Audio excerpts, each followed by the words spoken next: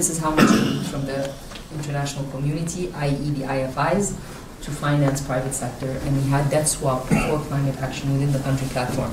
So you always hear that, and as we go to Brazil, country platforms are becoming very, very, more countries want to do them. We're helping Tanzania and other countries do their own country platform. It has to be country-led, it has to be according to your objectives. You have to be clear about the NDCs, you have to be clear about projects, and it's not only mitigation, but also adaptation is there, because that's also one of the areas of climate action. I can go on for a very long time, but two things to bear in mind. Climate finance exists, it's not too much, but it's up to the country to be clear with its projects.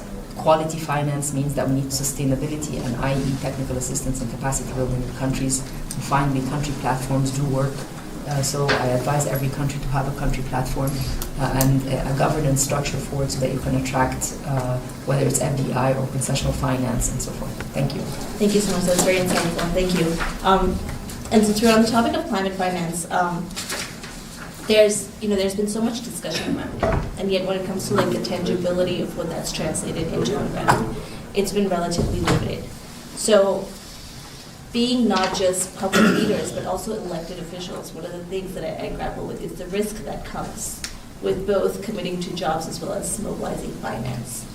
In the reality of what we see today, especially political leaders, they face that trade-off, is how much do we actually invest in energy transition, how much do we invest in climate change given those risks? How do you navigate that? I'll talk from the public investment side.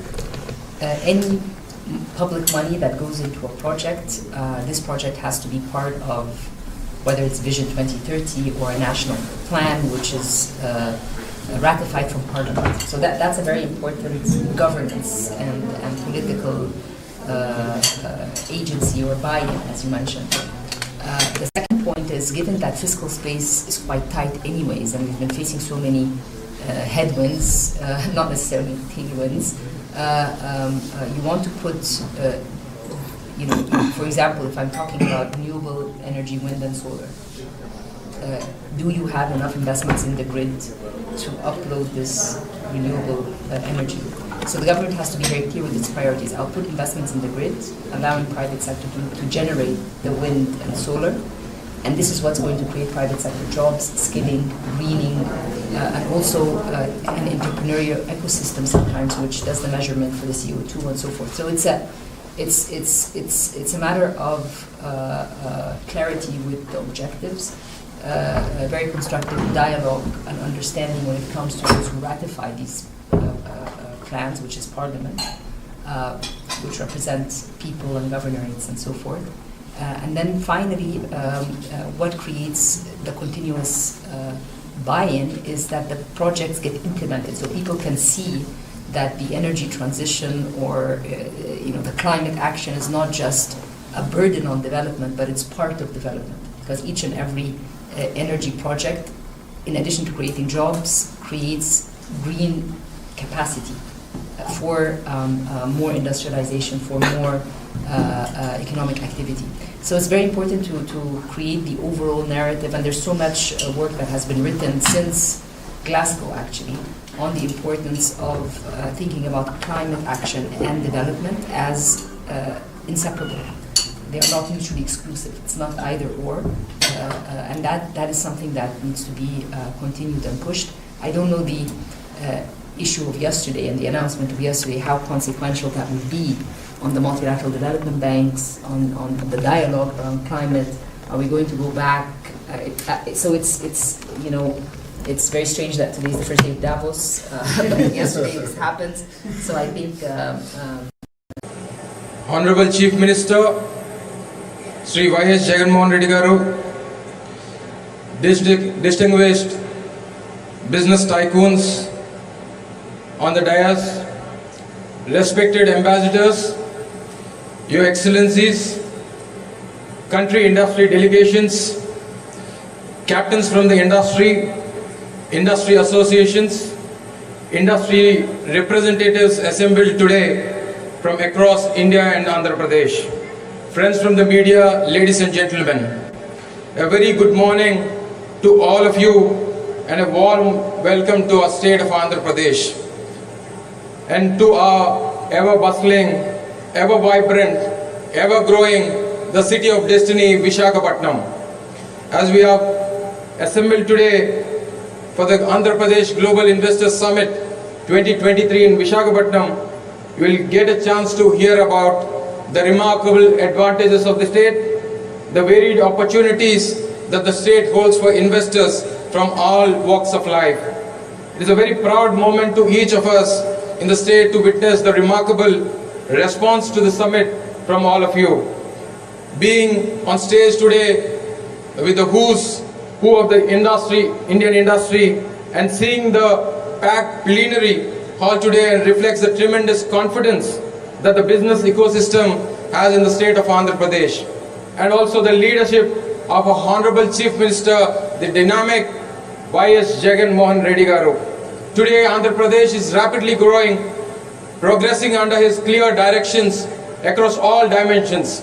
Our Honorable Chief Minister has set a path for balanced regional development and sustainable economic growth, inspired by the Navaratnalu, an elaborate model of governance comprising of a welfare and inclusive development-driven society. Our Honorable Chief Minister has ushered in a paradigm shift in governance in the state. His clear message for all of us has been to handhold entrepreneurs from conceptualization to commissioning to marketing their products. As a state, we are committed to reducing risks for industry and lowering costs for doing business, while providing a strong industrial ecosystem for all of you. The state of Andhra Pradesh is blessed with a government with complete political stability, with a strong political mandate. The governments can drive decisions which are not short-sighted but aim at creating a wonderful future in the extended term. This kind of stability of government has provided the confidence that the industry requires to thrive in the state, focusing on long-term sustainable growth. The state's consistent number of ranking 1 in ease of doing business is clear reflection of this confidence shown by the industries in the state. Andhra Pradesh today offers a bouquet of opportunities of investors across the board. The state offers immense support to firms whether they are looking at taking advantage of global trade winds and investing in manufacturing of electronics, bulk drugs, textiles, whether they are large energy developers looking to tap into the huge potential of the state by building state-of-the-art energy storage systems or green hydrogen production plants.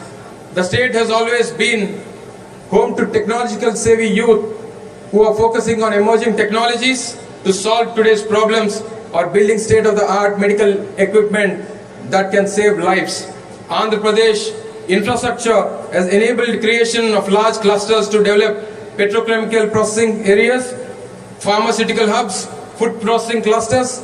Our strategic location helps transport goods both inward into the Indian hinterland or outward to East and Southeast Asia. Truly advantage Andhra Pradesh is an apt description of the state. Our state provides the leadership, stability and talent to build for both domestic and global markets. Our state focuses on economic, social, cultural growth while setting sights on the long term. Combined with the ability to leverage natural strengths of our state, I strongly believe the Andhra Pradesh is one of the champion states to propel the Indian economy forward. Our government recognizes the importance of task at hand and is committed to delivering what we have promised to the people of Andhra Pradesh. Let me once again thank you for participating in Andhra Pradesh Global Investors Summit 2023 and explore the abundant opportunities available here. We look forward to supporting your businesses in the state of Andhra Pradesh under the dynamic leadership of our Honorable Chief Minister, Sri Y.S. Jagan Mohan Reddy Garu. Thank you. Jai Hind.